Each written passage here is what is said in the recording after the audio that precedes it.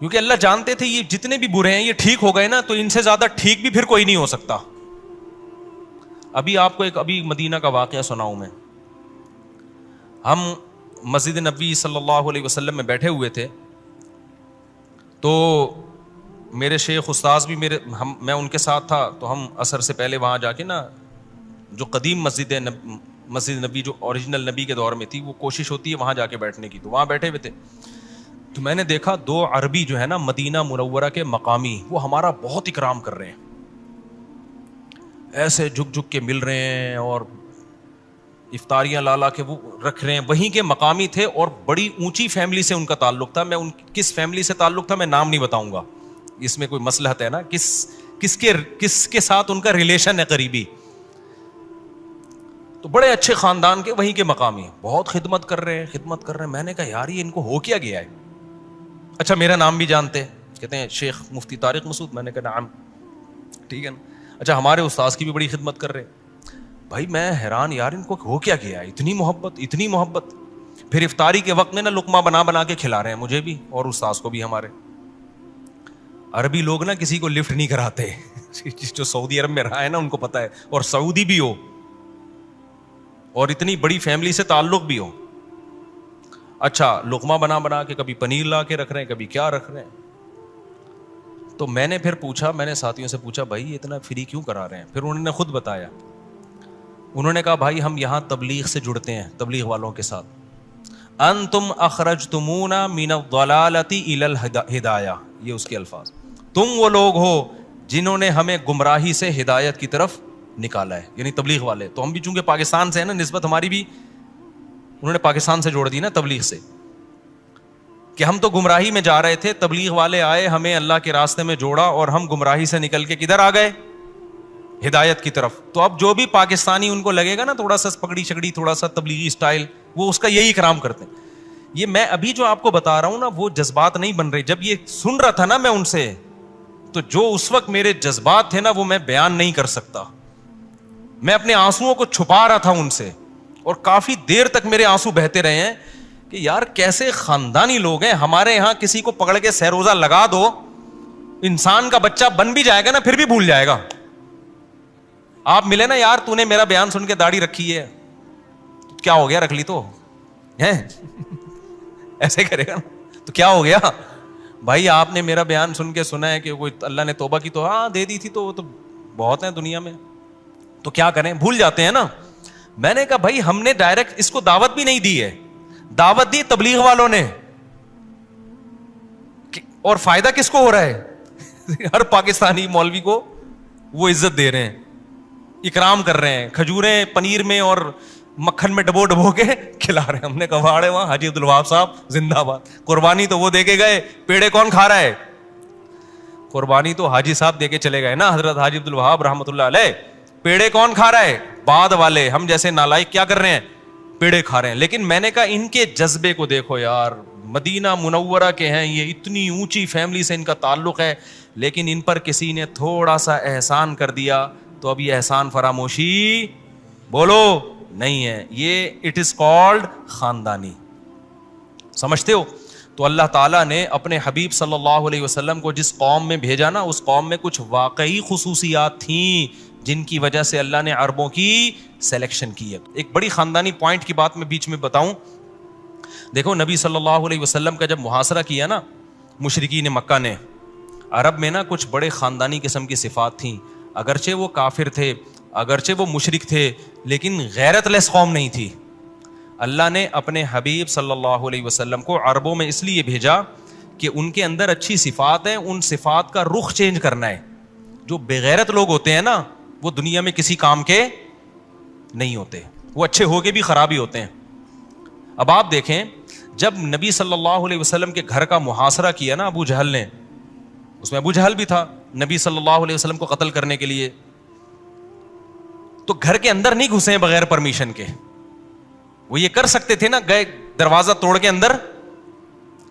بولو نا کیوں عرب میں اس کو معیوب سمجھا جاتا تھا.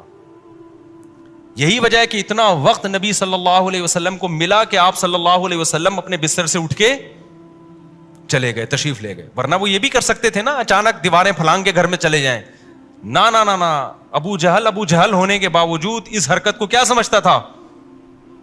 غیر اخلاقی. آج کتنے لوگ ہیں دین کا لیبل لگا کے لوگوں کے گھروں میں گھستے ہیں اور انہی کی عورتوں کو جھانکا تاکی کرنا شروع کر دیتے ہیں, انہی کے گھر سے چوریاں کرتے ہیں, انہی کے گھر سے خیانت کرتے ہیں.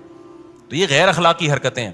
خیر, تو یہ آیت یاد کر لیں, ارضیتم بالحیات الدنیا من الآخرہ فما متاع الحیات الدنیا فی الآخرۃ الا قلیل. یہ پوری آیت یاد کر لیں. کیا تم آخرت چھوڑ کے اس دنیا کے چند ٹکوں پہ راضی ہو گئے ہو؟ اگر ہو گئے ہو, فما متاع الحیات الدنیا فی الآخرۃ الا قلیل, تو سمجھ لو کہ دنیا کی زندگی آخرت کے مقابلے میں تھوڑی نہیں ہے بلکہ بہت تھوڑی ہے. آج جس کو پوری دنیا بھی ملی ہوئی ہے نا, بدماشی کر کے زندگی گزار رہا ہے, کل اس کا انا للہ ہونے والا. تو کوئی ٹینشن نہیں, مسلمان دنیا سے دل بالکل بھی نہیں لگاتا. کام کر لو, بس آخری بات, سچی مچی کی آخری بات, ایک کام یہ کر لو, اس دنیا کو لفٹ کرانا چھوڑ دو.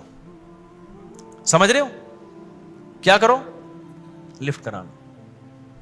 کسی کی بڑی گاڑی ہے, دعا دو, یہ نہیں کہ اس کو بولے یہ کچرا ہے کچرا, ایسا بھی نہیں, یہ بھی ٹھیک نہیں ہے. کوئی بڑا بینک بیلنس ہے اس کا, کاروبار کروڑ پتی آپ کو بتا رہے, آپ بولو ماشاء اللہ, اللہ عزت دے اور ترقی دے. دل میں یہ کرو کیا ہے, کچھ بھی نہیں ہے یار, قارون سے زیادہ ہے بھائی, قارون سے زیادہ. تو کہاں گیا قارون؟ انا للہ ہو گیا, مرا ہوا ہے. کوئی کیا میری چودراہٹ, میری حکومت, یہاں بھی میری چلتی ہے, وہاں بھی میری, ماشاء اللہ, اللہ اور ترقی دے. دل میں بولو کہ بھائی فرعون سے زیادہ ہے, دل میں, اس منہ پہ نہیں بولنا, رکھ کے چماٹ لگائے گا وہ. بولو بھائی فرعون سے بھی زیادہ ہے, دل میں بولو, تاکہ آپ کے دل میں دنیا کی محبت نہ آئے, دنیا کی محبت آپ کے دل میں نہ آئے. اس رمضان میں یہ فیصلہ کر لو, اس دنیا کی محبت کو کہاں بھیجنا ہے؟ تیل لینے بھیجنا ہے. ایسی کی تیسی یار, کوئی دو ٹکے کی نہیں ہے. دنیا رکھو ضرور, دل میں گھسنے نہ دو. دل میں گھسنے کا مطلب آپ غریب کو بے سے بغیرت سمجھنا شروع کر دو, اور کیا ہے, یو سے الو سمجھنا شروع کر دو. جو آج کل فیس بک یوٹیوب پہ نا غریبوں کو بڑا تانے دیے جا رہے ہیں, او بھائی یہ غریب اگر عمل اچھا ہے, خدا کی قسم کروڑہا گنا خوش قسمت ہے. اور مالدار جس کا عمل ٹھیک نہیں ہے, کچھ بھی نہیں ہے, تھوڑے دنوں میں مر جائے گا. اور مالداروں میں ٹینشن کا ریشو غریبوں سے زیادہ ہے, ڈپریشن زیادہ ہے, کیونکہ سب کچھ ہے نا, تو اب سمجھ میں نہیں آتا اب کریں کیا. اب دسترخوان میں 20 چیزیں آ گئی تو بوفے میں ٹینشن ہوتی ہے کہ نہیں ہوتی؟ بوفے میں ٹینشن ہوتی ہے, یہ کھاؤں, بٹیر بھی کھانے ہیں, مچھلی بھی کھانی ہے, اور چکن بھی کھانا ہے, کیا کھائے آدمی. تو تھوڑا تھوڑا سب کھا کے کسی کام کا نہیں رہتا. غریب کو انتہائی شدید بھوک کے بعد دال چاول ملتے ہیں, اس کو پتا ہے یہی پھوڑنا ہے, شروع میں بھی یہی, اور اینڈ لک میں چبا چبا کے کھاتا ہے. وہ ایسے چبا چبا کے کھائے گا نا, مزہ آئے گا اس کو. تو یہ جو زیادہ دولت ہے نا, یہ نعمت اس وقت ہے جب اللہ کی مرضی میں استعمال ہو, پھر نعمت ہے. پھر دولت مند غریب سے آگے نکل جائے گا قیامت کے دن, کیونکہ اس کو وہ زیادہ خیر کے کاموں میں خرچ کر رہا ہے. لیکن عام طور پہ جب دولت آتی ہے تو یہ نعمت ملتی نہیں ہے. تو اس لیے رمضان میں ایک فیصلہ کر لو کہ دنیا کو لفٹ کرانا چھوڑ دو. وہ کہہ رہے نا 1000 گز کا بنگلہ, فلانا بنگلہ, ڈمکانا بنگلہ, بولو مٹی ہے بھائی.